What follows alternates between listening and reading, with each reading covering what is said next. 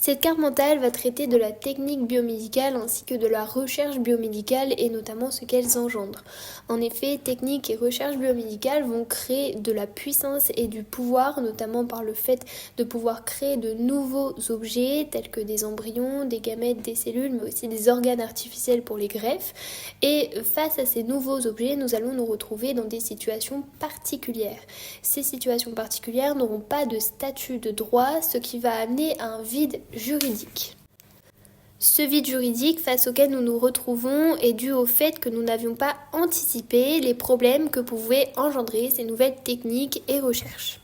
Pour répondre un minimum à ces problèmes, nous nous sommes appuyés sur la jurisprudence, c'est-à-dire qu'on s'est inspiré de cas antérieurs pour répondre à ces nouveaux problèmes. Le problème de cette jurisprudence, c'est que les cas sur lesquels on s'est inspiré pour répondre aux problèmes, en fait, n'avaient rien à voir avec ces techniques et la recherche biomédicale. Et c'est à ce moment que sont apparus les comités d'éthique pour justement pouvoir répondre à ces problèmes avec une orientation de la biomédecine sur ce qu'il est toujours bon de faire.